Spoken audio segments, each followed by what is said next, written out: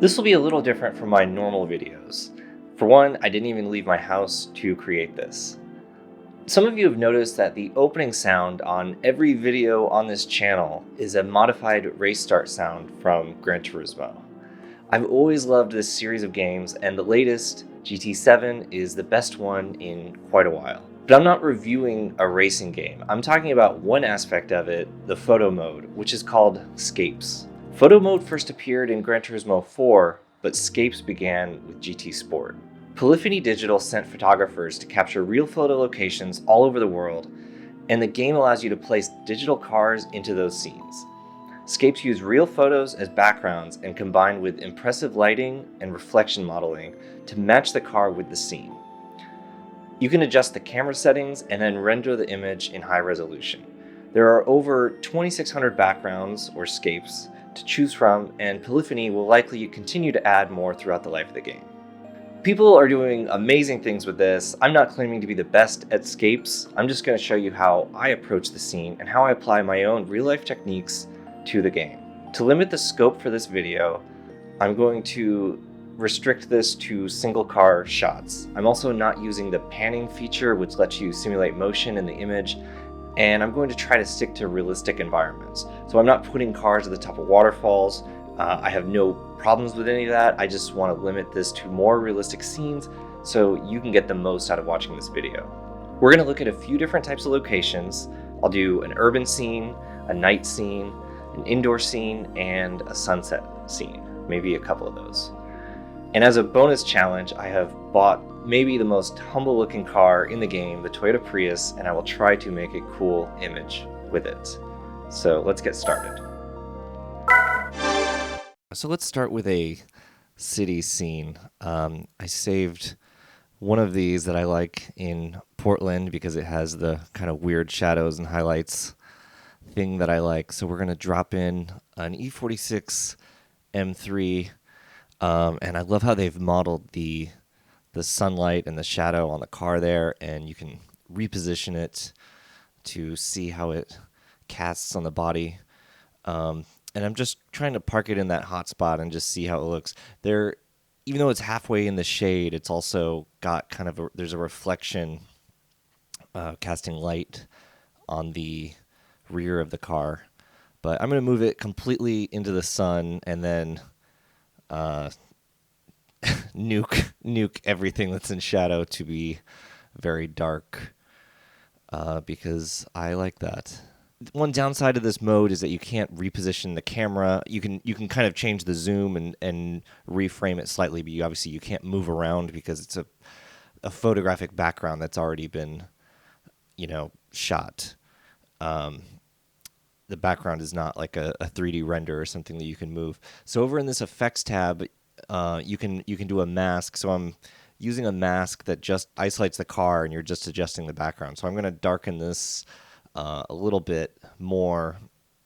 It didn't look quite this black on my TV, and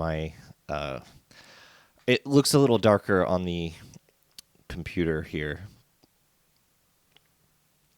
But you can change a lot of camera parameters, and then this effects tab, you can change a lot of like retouching parameters. So I'm just darkening the background a little bit to give it a very dramatic light and shadow effect.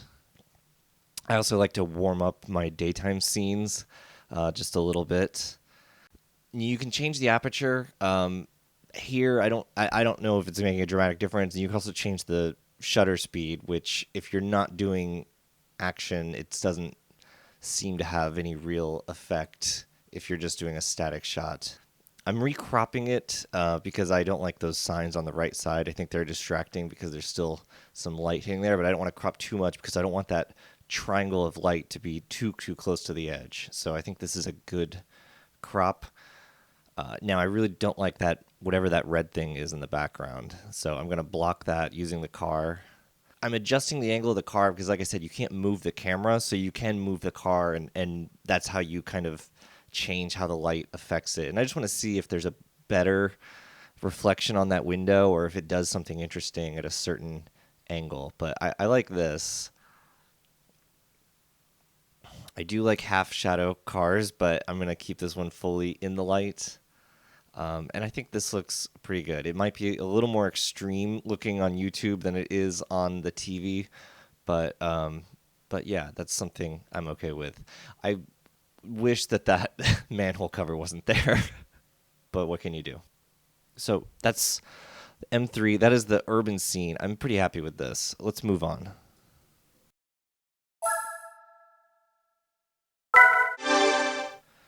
All right, next we're going to do a nighttime scene. Now, there's a lot of these night scenes, and they all have this kind of yellow greenish cast that is kind of ugly, that makes you not really want to select them, and that's from the sodium vapor lighting.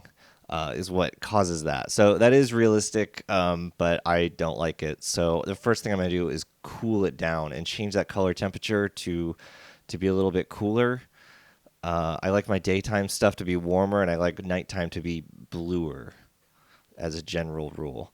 I'm gonna just stick this car sort of wherever I'm.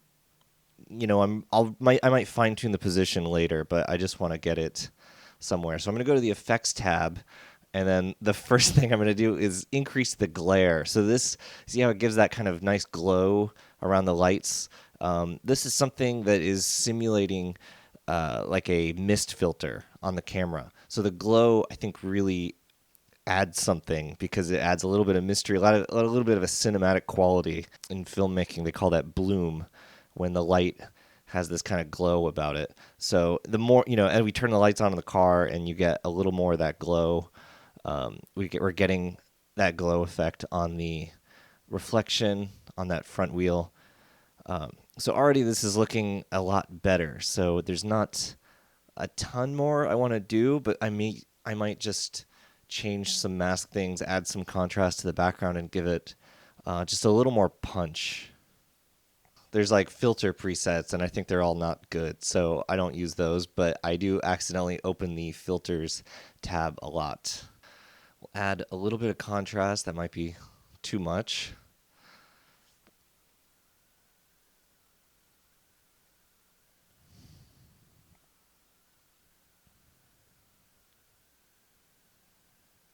And a little bit of vignette. That is also too much. Just to kind of emphasize that it is a nighttime scene and that it is dark here, and I don't want it to be completely bright like a daytime scene. I want to really focus on the subject. And then here I'm just kind of positioning the car, repositioning it to see what the light is doing on the surface and if there's an angle where I like it more. I think ideally it'd be one continuous line highlight down the side of the car, but I think because of the light sources being a little bit scattered, it's not going to give us that. So just settle on what I think looks cool. And you could add more glare. I mean, you could overdo it, but I don't know. I think it looks pretty good.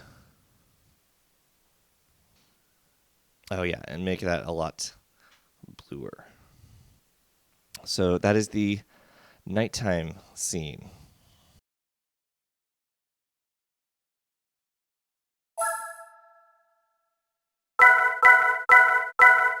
Next, let's do an indoor scene. I really like these old factory shots. This definitely looks like a place that would be cool to shoot, especially with that light coming in from the right side there. So I'm not going to use the Prius just yet. We'll use this GT3, and I'm turning it just to I don't want it to be fully dark. I want the light to really show the form and just look nice. So I think that is a good angle there where we get just enough definition of the car and some contrast from the background. And then again, I'm going to add the glare. So like we talked about, this is that mist quality, as if you had a mist filter. And I really like what that adds. And yeah, there's not a lot I need to do here because I think this just looks really good as is. I will lower the aperture maybe a little. It's not going to really make or break this shot. Like I said, the shutter speed doesn't really make any difference in these static shots if you're not using the panning mode. which I just, don't really want to get into that today. I'm still going to, even though it's very warm, I'm still going to warm it up just a little bit. Try some things with the exposure. There's so much you can try in this mode, and it's all reversible. And even if you save the image and want to go back later and say, okay, I overdid that, I'm going to undo that, I'm going to take that effect off, you can go back and edit your old scapes and, change that one thing and undo that one thing, or redo something, which is really great if you if you feel like you're never finished. So just adding I just want a little more contrast, a little more punch. I just like the blacks to really be black. On the YouTube, it might be a little bit dark, but on the TV, it looks good. That looks cool with the totally blue light, but I if we've got this real sunset light, I don't want to take that away.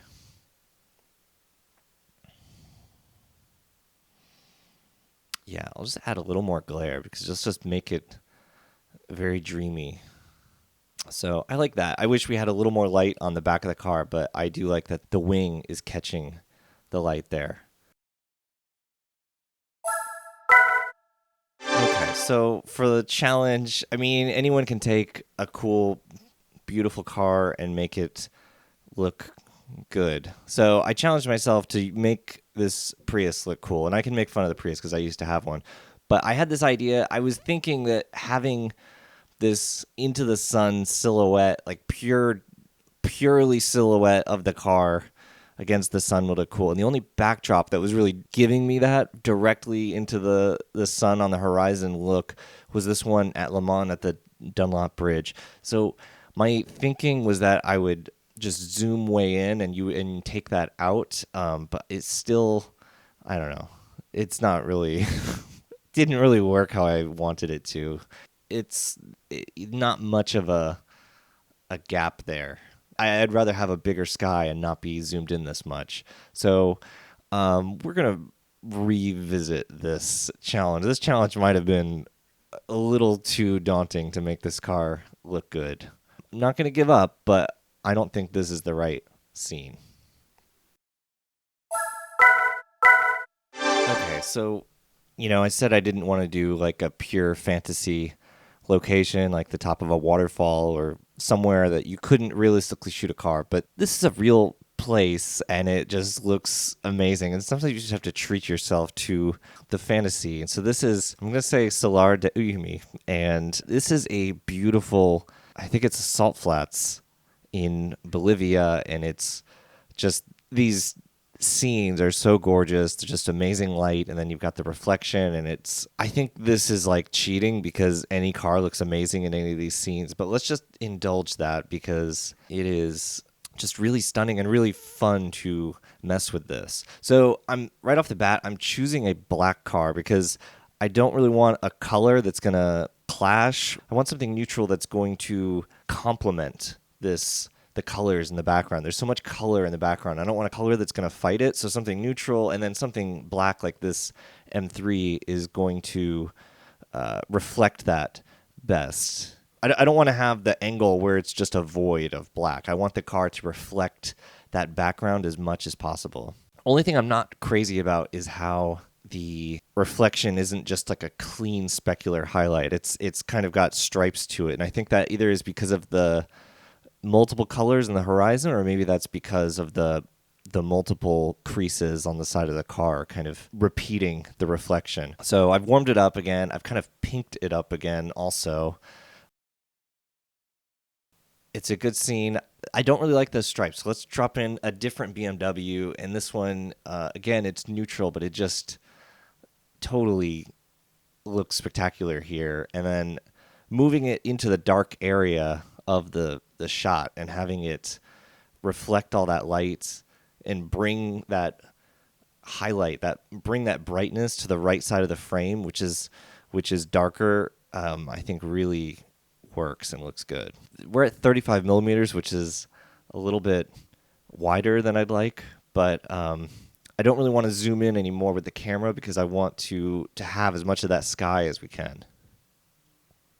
But who knows? Maybe I'll go back and edit this to be a tighter crop with a longer zoom, but I really like just the colors. Just that color on the side of this Z8 is so spectacular. So there's so many of these scenes and they're all just amazing. Like I said, it feels like cheating, but let's just do a few of these because I can't really get enough. So let's try the Prius again here. If we make it tiny, see if you rotate it, see how you're getting that reflection on the side. It just adds so much. You see that contour. I love that. So if we make it really small, maybe it will look cool. But yeah, I love that highlights.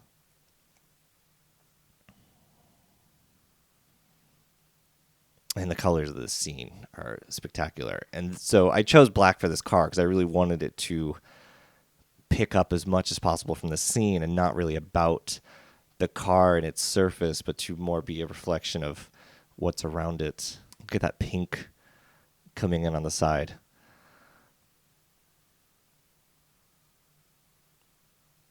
So, yeah, I think if I make it really small,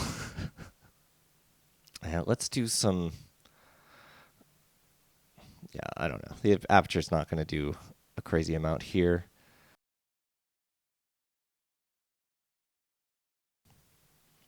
We'll add some glow to those headlights. And we'll do some effects. Punch up the contrast. Just make that background even more dramatic. Make it look like the sky in Mad Max Fury Road or something.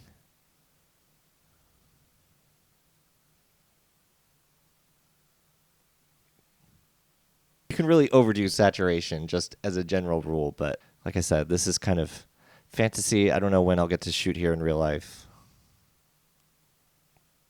Just the way the game makes these reflections, it's so good. And maybe the car is overpowered by the scene, but I think it looks good. Yeah, it's not too bad. Yeah, the car is definitely not the cool part of the scene, and if we were to drop in, say, a Carrera GT, it instantly looks 1,000 times better.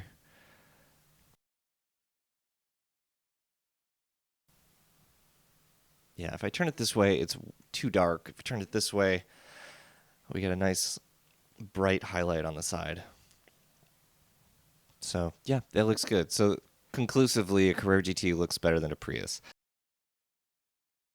Let's just try one more. I wanted to do that perfectly straight on side shot, and it wasn't working for me with those cars. So let's drop in this 993. Look at that specular highlight on the side. Just how much shape you see with that highlight. How much shape you see in the width of the car, just from the way the light sits against the side there. I mean, it's not pure fantasy, it's real. And why it looks so good is because this is, for most of these shots, this is the perfect time to shoot when after the sun has gone down, but before it's too dark. So you have that indirect sunlight, you have that perfect reflection of the horizon against the side of the car. In real life, this, doesn't last very long, but the beauty is in the game, you can take your time. And I'm going to warm up this scene a little bit, add a little more pink, bring out this lavish color here, and I think that will be all it needs. So the secret is to just take every car to this location because it makes everything look really good. As I mentioned, one cool thing I discovered is that you can open up your image later at any time and re-edit or fine-tune the shot. This is great, especially if you want to change the aspect ratio later to post it on Instagram or to make a video with it, like this one that you're watching. GT7 Scapes offers hundreds of cars and thousands of locations, but just as in real life, you could become overwhelmed with options. It's hard to scratch the surface of this mode, but if you dig in a little bit, there is a ton of potential and even relevance to real-life photography. Hopefully you've learned something from this, or at least gotten ideas for picking scenes, picking cars, choosing angles, and making edits. So this video has gone on way too long already, so I'm going to end it here. Thank you for watching, and I'll see you next time.